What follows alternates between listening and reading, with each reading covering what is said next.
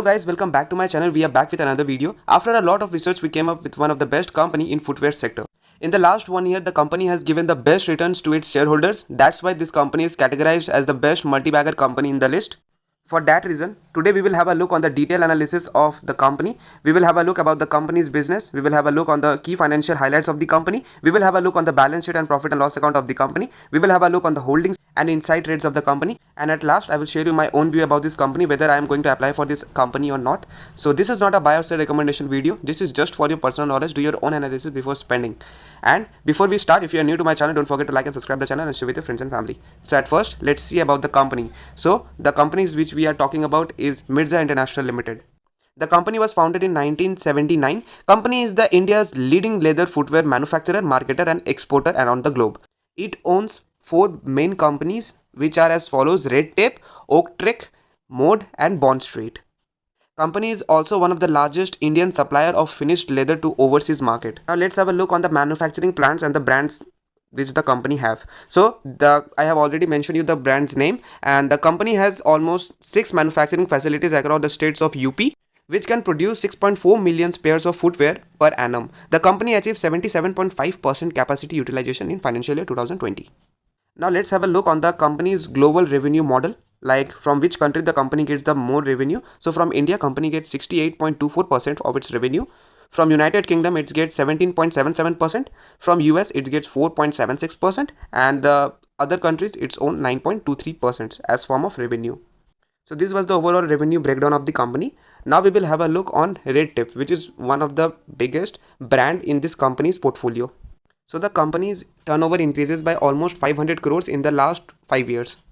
As in 2015, the company has 140 crores in form of turnover, whereas it was 715 crores in 2021. The main reason for the increase in turnover is the distribution channel of the company, which are getting stronger day by day. So this was the overall detail about Red Tape. Now let's have a look on the graph of the company. So the current price of the company is almost 300 rupees. All time high is 375 rupees, where the low was 78.1 rupees. The company has generated almost positive 217% to its shareholder in just 1 year. So that's why this company is considered as the best multi-bagger company, as the company has given more than 200% of returns to its shareholder in the last 1 year. Now let's have a look on the fundamental key highlights of the company. So the market cap is almost 3,500 crores. The PE is almost 24. The ROC, which is return on capital employed, is 22. The EPS, which is earning per share, is 12 rupees. The ROE, which is return on equity, is 15.8%. The promoters holding is 67.9%, which we will see after some times. The dividend yield is 0.00% and the face value is almost 2 rupees. Whereas the 5 years profit is 8.98%. The 5 years ROE, which is return on equity, is 9.53%. The 5 year sales is 12.3% and the 5 years return is 14.2%.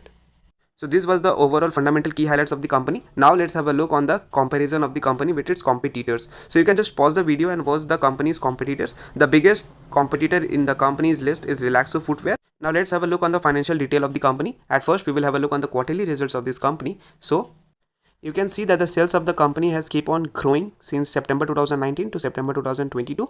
The operating profit of the company is also increasing, as in the last quarter of September 2022, the company has generated over 63 crores in a operating profit, whereas the net profit of the company was 32 crores, which is also a good one. The OPM, which is operating profit margin of the company, is 13%, whereas the EPS, which is earning per share, is 2.65 rupees.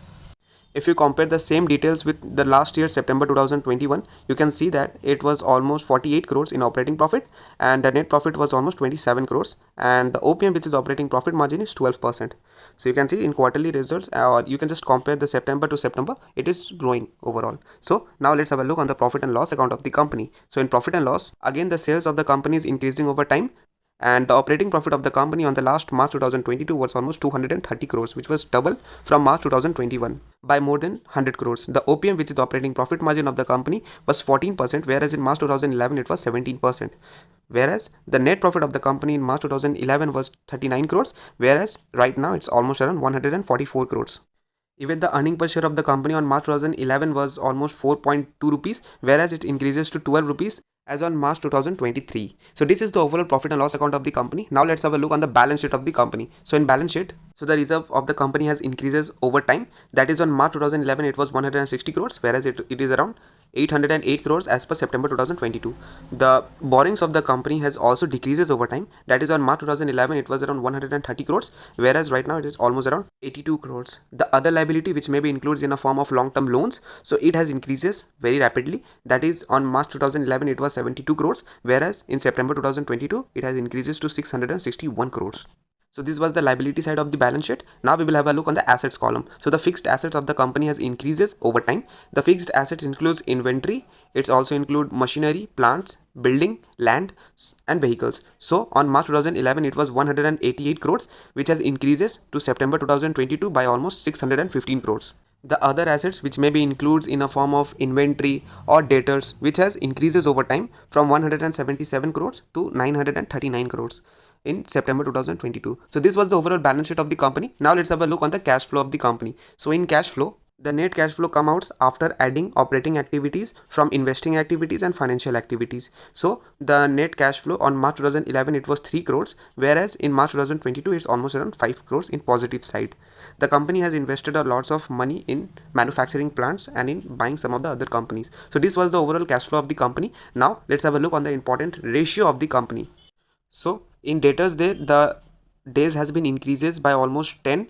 That is, on March 2011 it was 24, and in March 2022 it's almost around 34. So the debtors day ratio measures how quickly cash has been collected from debtors. The inventory day has also increases over time. As on March 2011 it was 138 days, which has been increases to 203 days as on March 2022. So the inventory day ratio is the average time a company keeps its inventory before it is been sold. So the cash conversion cycle has also been increases, but if you compare with March 2018, you can see a slightly degrade in the days of the company. So let's have a look what it means. So it means that a number of days that a company takes to convert its investment in inventory and other resources into cash flow from sales. And the last one is ROC, which is return on capital employed. So in March 2011 it was around 26%, whereas in March 2022 it's almost around 22%. So this was the overall details about the ratio of the company. Now let's have a look on the inside trade of the company. So in inside trade, the many person have buy the shares in the last year. You can just have a look on the person's name along with the quantity, the average price and the value in lakhs. You can just pause the video and watch it thoroughly. Now let's have a look on the pros and cons of the company. So in pros, the company is almost debt free. The company has expected to give good quarterly results. And in cons, the stock is trading almost around 4.27 times its book value. The company is reportedly making profit, but it's not paying dividend. The company has a low ROE, which is return on equity of 8.5% in the last 3 years. So this was the pros and cons of the company, and at last we will have a look on the holdings of the company. So the total promoter holding is 67.91% as per June 2022, whereas mutual funds own 3.07% of holdings. The DII holds 0.04%, the FII hold 3.42%, and the retails own 25.56%. And in promoters holding, the promoter doesn't have any place shares. But if you compare with September 2022, the promoters has increases its stake by 70.4%. The mutual fund has also increases its stake by almost 3.88%, and the DII has also increased from 0.14%, whereas the FII has also increases to 3.62%. But if you have a look, that the retail has been decreases by over time, which is almost more than 3%. So this is the overall holdings of the company from June 2022 and September 2022. Now at last we will have a look at the summary. So in summary, we will have a look on the investment checklist, which has been provided by the ticker tip. So the current price of the company is more than the intrinsic value. The stock has generated better returns than FD. The stock doesn't offer any attractive dividend returns. It is a good time to consider, as the stock is not on overbought zone and the stock is on ASM list. So this is the overall detail about the company. Now my own view about this company. So I personally think that the company is overall a good one. The company is also making profit, and it's also a multi-bagger company, as is given its shareholder with more than 200% return in the last 1 year.